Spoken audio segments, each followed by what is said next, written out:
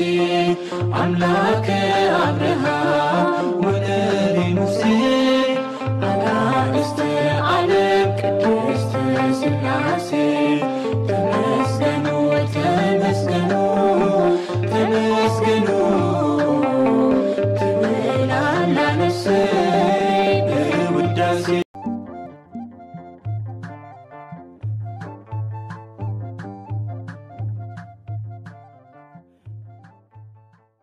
بسم سلاسي بسم آب وولد ومنفس قدوس أحد أملاك آمين. سلام እግዚአብሔር አምላክ ምስክላትኩም ይሁን። ሰድራ እግዚአብሔር አምላክ ከመይ ሓዲርኩም? አነ እግዚአብሔር ይመስገን ክብር ይስፋሕ መድኃኔ ዓለም አቦይ ልዑል እግዚአብሔር አምላክና ክሰበ ሰዓት እዚኣ ትጸንሕ እትቀውም እስትንፋስ ዓዲሉ ብጸጋን ብጥዕናን ስለዝዓቀበናን ዘጽንሐናን ክብርን ምስጋናን አምልኮን ውዳሴን ንዘላለም ንዑ ይኹኖ። كمون نتعرض لنا قدست قدسان نصحة نصحان ولادة أملاك ولادة قال زخنت قدست كدانا مرتادي قدس ودا بزهابا كبرن مسكانان ودا سيني بزحيا كمون كلهم قدسانا ككم معارقهم እግዚአብሔር أملاكنا بزهاوم صقا بزهاوم قال كدان كبرن مسكانان نزلالم نعوم يخون آمين. 26 ጥሪ نعلتو سنكسار دسمع زنبب فقر قويتا أبلب ويعنبب حلوان ثلاثين ناي قدسان لما يركب ذكر صادق العالم يهلو ذكرنا صادق نعلم يزنبر كاو كل خفو زبلك الدحنو نخلم قدسان تمحسنو آمين. بسم آب وولد ومنفس قدوس أحد أملاك آمين. ጥሪ 26 ኣብ ናይ صادق ንጉስ ቴዎዶስዮስ ዘመነ መንግስት 49 አረጋውያን መነኮሳት በሰማዕትነት ዓረፉ። ምስኦም ከዓ ናይ ንጉስ መልእክተኛ ምስ ወዱ ሰማዕት ኮነ። ቅድስቲ ኣንስጣስያ በዓለ ዕረፍታ እዩ። 49 አረጋውያን ሰማዕታት ወዲ ጻድቅ ንጉስ አርቃዴዎስ ዝኾነ ጻድቅ ንጉስ ቴዎዶስዮስ ውላድ ስለዘይነበሮ ስለዚ ጉዳይ ድማ ኣብ ገዳም አስቄጥስ ዝነበሩ አረጋውያን መነኮሳት ምእንቲ ክጽልይሉ መልእክቲ ለኣኸ። ካውሽጢ አረጋውያን መነኮሳት ድማ ሓደ ቢስ ዱራ ዝበሃል ጻድቅ ነበረ እሞ ድሕሪ ኻምስ ዝተንስኡ መናፍቃን ምእንቲ ከይተሓባበርሲ እግዚአብሔር ውላድ ክህበካ ኣይፈተወን ዝብል መልሲ ንንጉስ ጸሓፈሉ። ንጉስ ቴዎዶስዮስ ከዓ ፍቃድ እግዚአብሔር በመፍላጡ ደስ በሎ። ድሕሪኡ ኩፋኣት ሰባት ካልእ ሰበይቲ የእትዩ ድሕሪኡ ኣብ ዝፋኑ ዝቕመጥ ወዲ ምእንታን ክወልድ መኸርዎ። ነገር ግን ንጉስ ቴዎዶስዮስ ኣብ ገዳም አስቄጥስ ካብ ዝነበሩ ካብ ናይ አረጋውያን ምኽሪ ማዕዳ መልእክቲ ካልእ ወላ ሓንቲ ክገብር ኣይክእልን እየ በሎም። ስለዚ ድማ አረጋውያን ምእንቲ ክሓትት ንጉስ መልእክተኛኡ ለኣኸ። እዚ መልእክተኛኡ ከዓ ውላድ ስለዘይነበሮ ካብ መነኮሳት በረኸት ምእንቲ ክቅበል ምስኡ ወዱ ሓቢሩ ናብ ገዳም አስቄጥስ ከደ። እቲ መልእክተኛ ከዓ ወዱ ሒዙ ናብ ገዳም አስቄጥስ ኣብ ዝበጽሐ ግዜ አባ ቢስዱራ ብሞት ዓሪፉ ነበረ። ነገር ግን አረጋውያን መነኮሳት ናይ ንጉስ መልእክቲ ምስ አንበቡ ነታ መልእክቲ ሒዞም ናብ ናይ አባ ቢስዱራ ስጋ ወይ ከዓ በድኒ ዘለዎ ቦታ ብምኻድ አቦና እንሆ ናይ ቅዱስ መልእክቲ ናባና መጸት እንታይ ከም ንምልሰሉ ኸኣኒ ኣይንፈልጥን በሉ። በታ ጊዜ አረጋዊ አባ ቢስዱራ ተንሲኡ ካብ ሞት ተንሲኡ እግዚአብሔር ውላድ ክህበካ ኣይፈቀደንዶ ኣይበልኩኻን በልዎ በለም። ደጊሙ ድማ ንጉስ ምስ ዓላውያን ሓደ ኮይኑ ከየረክስ ካልኦት አዋልድ ወላ አንስቲ ወላ እንታ ኣእተወ ውላድ ኣይህቦኒ እግዚአብሔር ኢልዎም ተመሊሱ ናመቱ ደቀሰ። አረጋውያን መነኮሳት ድማ ነዚ ናይ አባ ቢስዱራ መልእክቲ ብክርታስ ጽሒፎም ንመልእክተኛ ንጉስ ቴዎዶስዮስ ሃብዎ። ንሱ መልእክቲ ሒዙ ክምለስ ክብል አረማውያን ዝኾኑ ናይ በርበር ሰባት ናብቲ ገዳም መጹ። አባ ዮሐንስ ዝተባሃለ ዓቢ አቦ እንሆ ናይ በርበር ሰባት ክቐትሉና ስለዝመጹ ሰማዕተ ምዃን ዝደሊ ምሳይ ይምጻእ ዝፈርሕ ግን ናብ ግንቢ ከይዱ ይሰወር በለም። ዝሃደሙውን ኣለው። ነገር ግን ምስ አባ ዮሐንስ ንሞት ተሰሊፎም ዝተጸበዩ 49 አረጋውያን መነኮሳት ተረፉ። ወዲ መልእኽተኛ ከዓ ካብ ጎደና ዘወር ኣብ ዝበለ ግዜ ኣብ ርእሲ እቶም መነኮሳት ረቂቃን መላእኽቲ ናይ ክብሪ ኣኽሊል ከንብሩ ብግልፂ ተመልከተ። ናይዚ ቆልዓ ስሙ ድማ ዲያስ እዩ። እዚ ቆልዓ ድማ ንኣቦኡ እንሆ ኣብ ርእሲ እዞም ኣረጋውያን ኣኽሊላት ከንብሩ ቅዱሳን መላእኽቲ ይርኢ ኣለኹ እሞ ኣነ እውን ከምኦም ኣኽሊል ንምቕባል ክኸይድ ኣለኹ በሎ። ኣቦኡ ድማ ዝወደይ ኣነ እውን ምሳኻ እየበል ክኸይድ በሎ። በታ ግዜ ድማ 49 ኣረጋውያን መነኮሳት ንበርበራውያን ተገሊጾምሎም ኣረጋውያን ቀተልዎም። ናይ ምስክርነት ኣኽሊል ከዓ ተጎናጸፉ። እቶም ኣረማውያን ከዓ መነኮሳት ቀቲሎሞም ምስከዱ ተሰዊሮም ዝነበሩ መነኮሳት ወፂኦም ናይ ሰማዕታት ስጋ ኣከቡ። ገኒዞም ከዓ ኣብ ውሽጢ በዓቲ ኣንበርዎ። ፍጹም ካብ ዝበሃል ሃገር ዝኾኑ ሰባት ምስ ኣረጋውያን መነኮሳት ሰማዕት ዝኾነ ናይ ወዲ መልእኽተኛ ናይ ቅዱስ ዲያስ ስጋ ሰሪቖም ናብ ዓዶም ወሰድዎ።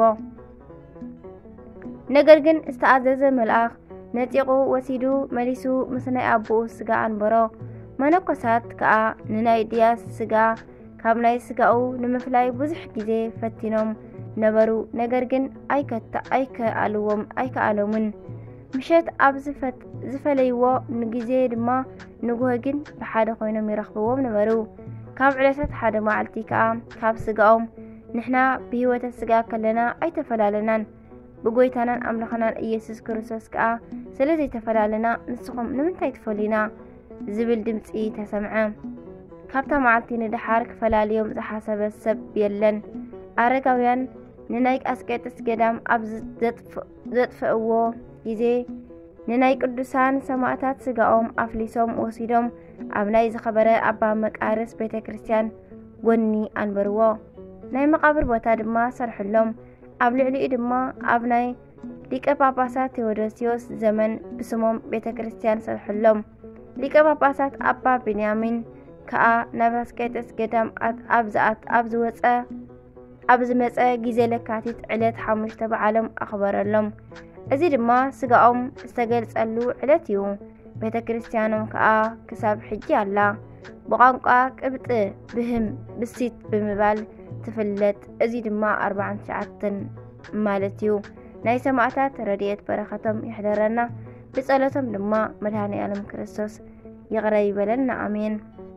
ከምኡውን ቅድስቲ ኣንስጣስያ እዛ ቅድስቲ ካብ ቅዱሳን ቁስጥንጥንያ ካብ ዝነበሩ ወገን ስድራ እያ።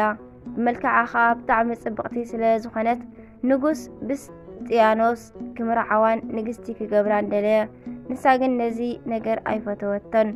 ሰበይቲ እዚ ንጉስ ከዓ ብህይወት ነበረት እሞ ንጉስ ክምርዓዋ ከም ዝደሊ ከዓ ንሰበይቱ ነታ ንግስቲ ኣብ ገዛ ዝነበረት ነገረታ።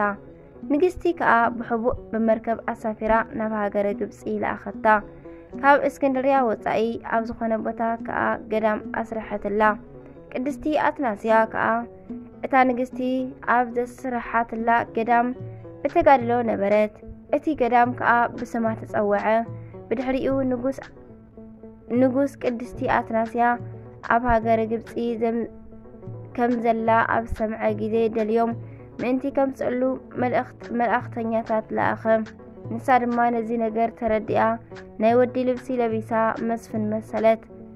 ናብ ገዳም ኣስቄጥስ ብምእታው ንኣባ ዳንኤል ምስጢራ ኩሉ ነጊራ ነገረቶም። ንሱ ድማ ኣቡና ድማ ወሲዱ ኣብ ውሽጢ በዓቲ ንበይና ኣንበራ። ጓል ምዃና ዝፈለጠ ወላ ሓደ ኣይነበረን። 40 ዓመት ኣብ ገዳም ኣስቄጥስ ብዘይካ ቆጽሊ ካልእ ተመጊቡ ዘይፈልጥ ኣባ ዳንኤል ካብ ካልኦት ፍልይ ብዝበለ ናይ ብዙሓት ተጋድሎን ቅዱሳንን ተጋድሎ ይፈልጥ ነበረ።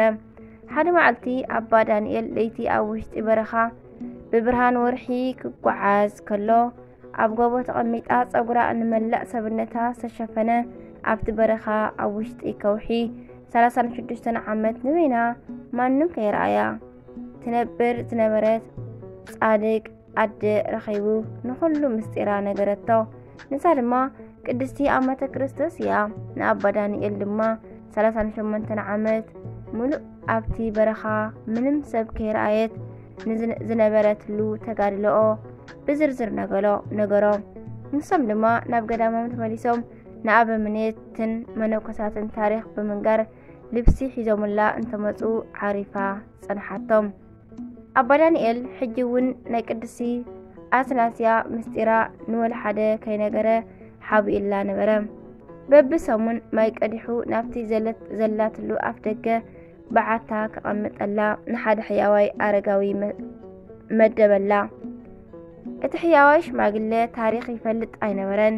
ቅድስቲ አትናስያ ድማ ኣብ ውሽጢ አባ ዳንኤል ዝሃባ በዓቲ ን28 ዓመታት ብዓቢ ተጋድሎ ነበረት። እቲ ማይ ዝቀድሐላ ዝነበረ ሽማግለ ኣብ ዝሞተ ግዜ ድማ ማይ መታን ክቀድሐላ አባ ዳንኤል ካልእ ሰብ መደበላ። ቅድስቲ አትናስያ ድማ ኣብ ገል ወይ ከዓ ስባር ዕትሮ ሓሳባ እንዳጸሓፈት ኣብ ኣፍ ደገ ተቐምጦ ነበረት። ኣብ ሓደ ዕለት እቲ ሓጋዚኣ ወይ ከዓ ዝተመደበላ ማይ ክወስደላ ነቲ ዝጸሓፈቶ ወሲዱ ንኣባ ዳንኤል ኣብ ዝሃቦ ግዜ አባ ዳንኤል አልቂሱ ወደይ ተንስ ናይቲ ሰብ ስጋ ኬድና ንቕበሮ ንሱ ካብዚ ዓለም ክፍለ እዩ በሎ። ክልቲኦም ተታሒዞም ናብ በዓታ ከይዶም ኣብኣ ተባረኹ። ንሳ ድማ ንአባ ዳንኤል አቦዬ ስለ እግዚአብሔር ኢልካ ብዘይካ ኣብ ልዕለይ ዘሎ ብኻልእ ልብሲ ኣይትግነዘኒ ኢላ ለመነቶ። ሽዑ ጸሎታ ምስ ኣብጽሕት ኣብ ምድሪ ተቐሚጣ ዓረፈት። አባ ዳንኤል እቲ ረድእ ዝነበረ መኮንንን ኣብ ልዕሊኣ ኣልቂሶም ክገንዝዋ ክብሉ እቲ ረድእ እናብኣ ቀሪቡ እንተረኣየ ናይ ቅድስቲ አትናስያ ኣጥባታ ከም ቆጽሊ ደሪቐን ተመልከተ። ብብዝሒ ተጋድሎ ከምዚ ኮነት። አባ ዳንኤል ድማ ርእዩ ብምድናቕ ስቕበለ። ንዓኣ ብኽብሪ ምስ ቀበርዋን ናብ በዓቶም ምስ ተመልሱን እቲ ረድእ ኣብ ትሕቲ እግሪ አባ ዳንኤል ወዲቑ ስለ እግዚአብሔር ኢልካ ናይዛ ቅድስቲ ገድላ ንገረኒ በሎ።